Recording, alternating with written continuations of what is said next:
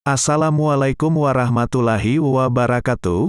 Sahabat muslim, kita sudah memasuki pada pasal terakhir dari peristiwa-peristiwa yang terjadi di hari Sabtu. Oke, langsung aja. Makar kaum Yahudi terhadap larangan Allah Subhanahu wa Ta'ala. Allah Subhanahu wa Ta'ala telah memuliakan Nabi Musa alaihi salam dengan hari Sabtu, dan dia memerintahkan kepada kaumnya agar tidak melakukan pekerjaan apapun yang berhubungan dengan urusan duniawi pada hari Sabtu, seperti melakukan jual-beli, perdagangan, berwasiat dan lain halnya. Pada zaman Nabi Musa ada suatu negeri yang bernama Aikah di mana penduduknya mayoritas nelayan, yang pekerjaan tiap harinya adalah menangkap ikan. Allah mengutus di tengah-tengah mereka Nabi Daud alaihi salam, dengan membawa seperangkat ajaran dari Tuhannya berupa larangan bagi para nelayan untuk menangkap ikan pada hari Sabtu, sedangkan pada hari lain-lainnya diperbolehkan. Maka Nabi Daud alaihi salam pun menyampaikan ajaran atau risalah dari Tuhannya itu untuk disampaikan kepada penduduk Aikah itu. Tetapi mereka membantahnya. Lalu Allah memberikan balasan cobaan dengan suatu cobaan, yaitu pada hari Sabtu semua ikan dikumpulkan di laut mereka, sedangkan pada hari lainnya tidak seekor ikan pun. Sehingga timbullah paceklik yang berkepanjangan. Dan Allah juga menebarkan kelaparan di mana-mana di antara mereka. Akhirnya mereka merasa sangat perlu untuk melakukan daya dan upaya untuk menangkap ikan pada hari Sabtu. Mereka membangun tambak-tambak dan sungai-sungai, kemudian mereka mengalirkan air dan sungai-sungai itu ke dalam tambak-tambak pada hari Sabtu. Apalagi mereka melihat tambak itu telah penuh dengan ikan, maka mereka tutup ujung sungai itu dengan kayu-kayu atau papan sehingga ikan-ikan tersebut tidak keluar. Dalam riwayat lain disebutkan, bahwa mereka memasang jaring-jaring pada hari Jumat setelah melakukan salat asar, dan mereka keluarkan atau angkat pada hari Ahad. Dari hasil penangkapan ikan sebagian mereka makan dan sebagian lagi mereka jual. Para ulama, para hukamak dan orang-orang ahli zuhud sudah berkali-kali menasehati akan tindakan mereka itu. Namun mereka tetap saja melakukan pelanggaran tersebut, sehingga banyak para ulama telah menghindar dari mereka agar tidak terkena bencana. Ketika Allah menyiksa mereka, Dia biarkan mereka untuk berbuat sekehendak mereka selama 2 tahun. Sementara itu Dia tetap mengutus di tengah-tengah mereka orang-orang yang bertugas untuk memberi peringatan dan nasihat kepada mereka. Namun mereka tetap saja berkeras kepala tidak mau menerima peringatan dan nasihat tersebut. Akhirnya, mereka pada suatu hari para ulama, hukamak dan para ahli zuhud memasuki negeri itu, mereka tidak mendapatkan seorang pun. Lalu para tokoh masyarakat atau para tokoh ulama setempat tersebut langsung masuk membuka pintu-pintu rumah, dan masuk ke dalamnya, namun ternyata di dalam rumah-rumah itu laki-laki dan perempuan itu sama berupa menjadi monyet. Sebagaimana yang diceritakan oleh Allah dalam Al-Quran Surat Al-A'raf ayat 165.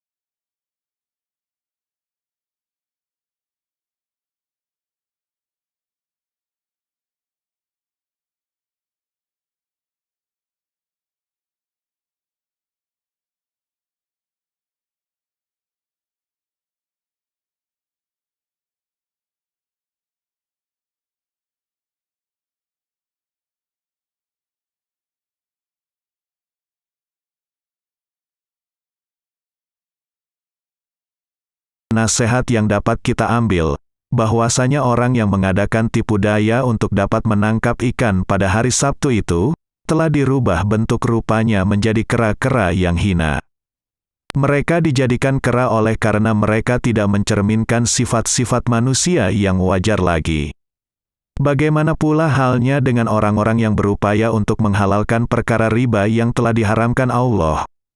Allah telah menceritakan kisah ini kepada Nabi Muhammad Shallallahu Alaihi Wasallam. Mengenai kisah ini terdapat pada 7 tempat ayat, yaitu sebagaimana firman Allah dalam Quran Surat An-Nahl ayat 124 yang berbunyi, Innama ju'ila as-sabtu 'ala alladhina ikhtalafu fihi.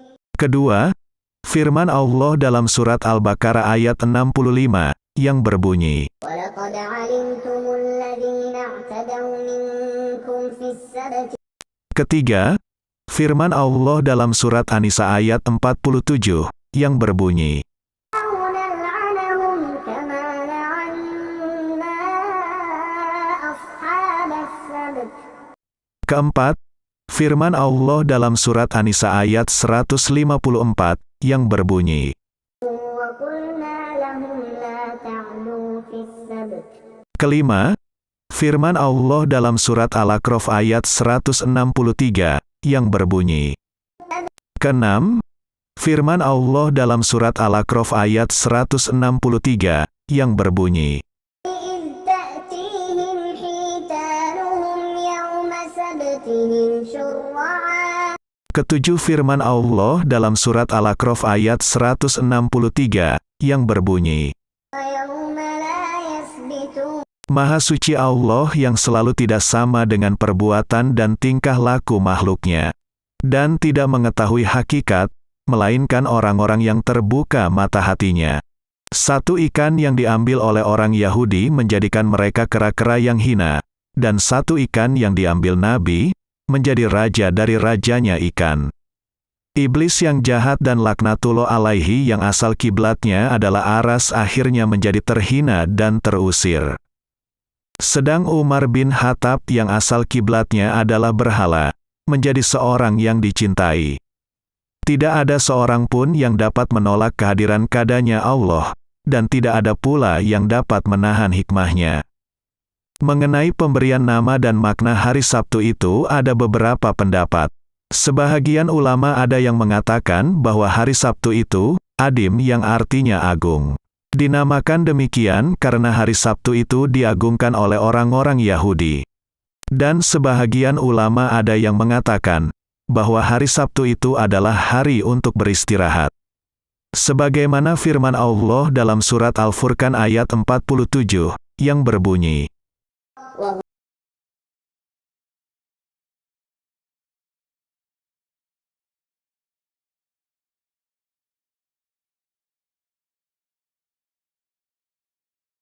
hari Sabtu dinamakan hari istirahat, karena orang-orang Yahudi pada hari Sabtu itu sama beristirahat dari urusan duniawi. Ketika ditanyakan kepada orang Yahudi, apakah sebabnya kalian tidak bekerja keras dengan urusan keduniaan pada hari Sabtu? Mereka sama menjawab, karena Allah Ta'ala tidak menjadikan sesuatu pun pada hari itu. Diriwayatkan, bahwa beberapa orang Yahudi datang menghadap Rasulullah. Seraya berkata, "Hai Muhammad Rasulullah, ceritakanlah kepada kami apa yang telah diciptakan Allah pada hari dalam seminggu." Rasulullah menjawab, "Pada hari Ahad Allah menciptakan langit dan bumi. Dan pada hari Senin Allah menciptakan gunung-gunung. Pada hari Selasa, Allah menciptakan binatang. Pada hari Rabu Allah menciptakan cahaya. Dan pada hari Kamis Allah menciptakan surga dan neraka. Dan pada hari Jumat Allah menciptakan Nabi Adam dan Siti Hawa." Orang-orang Yahudi berkata, "Anda benar, apabila Anda sempurnakan jawaban tersebut."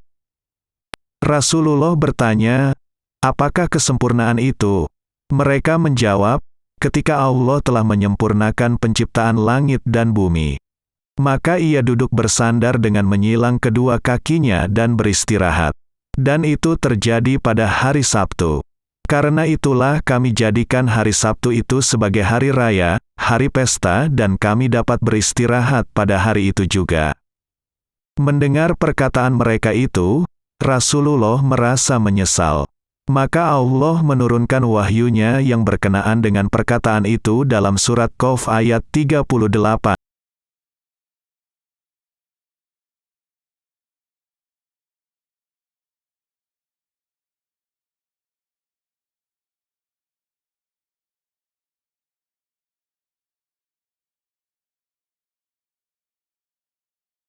Sifat keletihan itu hanyalah menimpa dan terjadi kepada orang-orang yang bekerja dengan alat anggota badan, sedangkan Allah menciptakan sesuatu hanya cukup dengan mengucapkan kata-kata kun, jadilah. Maka jadilah ia, terciptalah apa yang dikehendakinya. Sebagaimana firman Allah dalam Al-Quran Surat Al-Qamar ayat 5.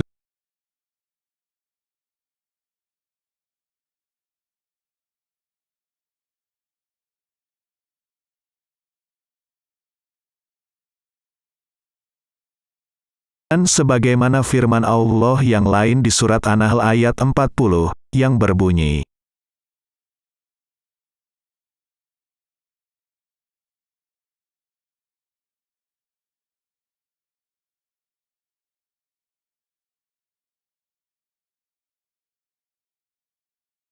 orang-orang Yahudi mengira bahwa hari Sabtu itu sebagai hari untuk istirahat buat mereka. Dan mereka menyangka hari Sabtu itu sebagai hari kegembiraan, padahal Allah menjadikan hari Sabtu itu sebagai hari berduka cita. Rasulullah bersabda, hari Sabtu adalah untuk orang Yahudi dan hari Jumat untuk kalian semua. Maka janganlah kalian melanggar perintah Allah pada hari itu, sebagaimana orang-orang Yahudi dan Nasrani telah melanggar larangan Allah pada hari Sabtu. Sehingga para pelanggar larangan Allah itu menjadi kera-kera dan babi-babi, suatu bentuk yang sangat hina. Orang-orang Yahudi telah melanggar perintah Allah pada hari Sabtu yang telah ditetapkan. Maka Allah merubah bentuk dan wujud mereka menjadi kera. Sedangkan orang-orang mukmin yang telah berbuat ketaatan dan kepatuhan kepada Allah serta menunaikan salat Jumat yang diperintahkannya, maka Allah akan menghapus dosa-dosa mereka dan diganti dengan kebaikan. Seperti dalam firman-Nya yang berbunyi,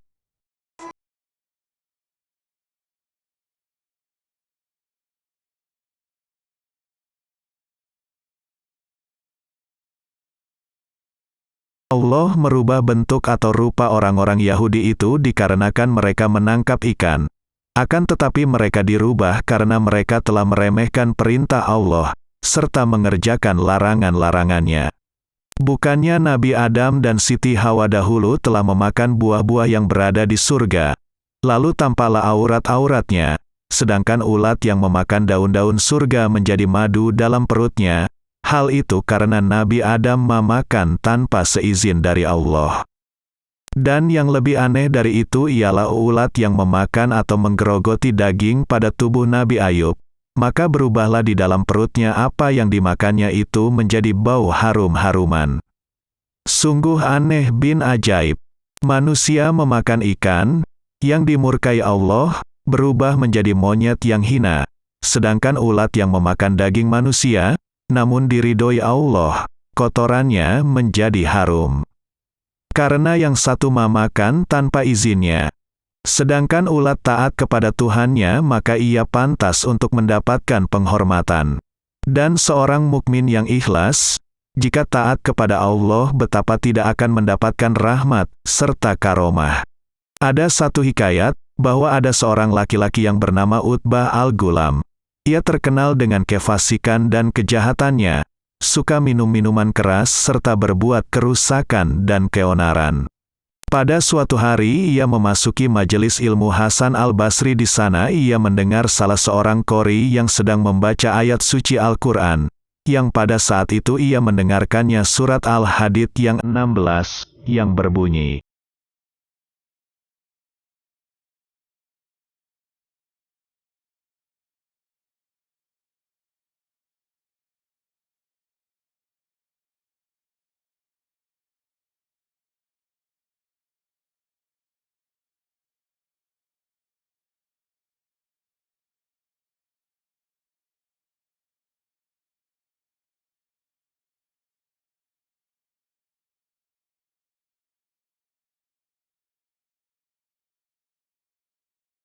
kemarin ditafsirkan oleh Asy Syaikh, dijabarkan dengan pembahasan yang sangat berkesan, sehingga membuat para jamaah mencucurkan air mata, menangis terisak-isak.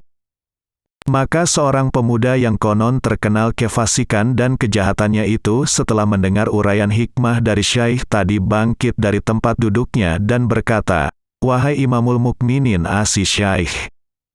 Apakah Allah Ta'ala akan menerima taubat dari seorang yang durhaka dan durjana seperti aku ini? Maka Syaikh menjawab, ya, betul Allah akan menerima taubatmu, sekalipun kefasikan dan kejahatanmu itu seperti Utbah al-Gulam. Ketika Utbah mendengar perkataan Syaikh tadi, berubah pucatlah mukanya, dan gemetarlah seluruh anggota badannya, lalu ia menjerit dengan suara keras, hingga akhirnya ia jatuh pingsan tak sadarkan diri. Setelah sadar lalu ia mendekati sang Syaikh, dan Syaikh itu mengalunkan sebuah syair yang artinya, wahai pemuda yang telah berbuat durhaka kepada Tuhan penguasa Arsy, tahukah kamu apa balasan bagi pendurhaka?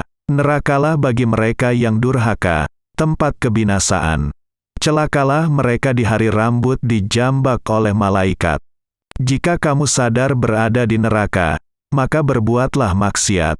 Bila tidak kuat maka jauhilah maksiat itu. Dan dosa-dosa yang telah kamu lakukan, hendaklah kamu menghinanya dan berusahalah untuk membebaskan diri darinya. Setelah mendengar alunan syair dari Syaikh, Utbah menjerit sekali lagi dan tak sadarkan diri. Ketika ia sadar, ia berkata, ya Syaikh, apakah Tuhan akan menerima taubat dari orang seperti aku ini? Jawab Syaikh tersebut, siapa lagi yang menerima seorang hamba yang berdosa, selain Allah yang Maha Kuasa? Kemudian Utbah mengangkat kepalanya seraya berdoa, dengan tiap buah doa yang terkenal. Yaitu, pertama, ya Tuhanku, seandainya Engkau menerima taubatku, dan Engkau ampuni dosa-dosaku, maka karuniakanlah aku dengan pemahaman dan kuat hafalan, sehingga aku dapat mengingat semua ilmu dan ayat-ayat Al-Quran yang aku dengar. Kedua, ya Tuhanku, karuniakanlah kepadaku suara yang baik dan merdu, sehingga setiap orang yang mendengarkannya akan bertambah lembut hatinya, sekalipun ia berhati keras. Ketiga, ya Tuhanku, berilah aku rezeki yang halal dan berlimpah ruah yang tak terduga-duga. Maka Allah mengabulkan permintaannya itu, sehingga bertambah kuat pemahaman dan hafalannya terhadap ayat-ayat Allah. Dan apabila ia sedang mengalunkan ayat-ayat Al-Quran, maka orang yang mendengarkannya akan menjadi lunak hatinya, dan segera bertaubat serta kembali kepada jalan yang lurus. Di rumahnya selalu tersedia sebuah piring besar berisikan kuah dan roti, tanpa seorang pun yang tahu dari mana asalnya. Keadaan yang sedemikian itu selalu terjadi pada tiap hari sampai ia meninggalkan dunia yang fana yang sementara ini. Sahabat Muslim, kisah ini adalah kisah terakhir yang terjadi di hari Sabtu. Semoga dengan kisah ini dapat membuat kita tergugah untuk melakukan kebaikan-kebaikan yang akan memberatkan timbangan amal kita. Subhanakallahumma wa bihamdika, asyhadu alla ilaha illa anta, astaghfiruka wa atubu ilaik. Assalamualaikum warahmatullahi wabarakatuh.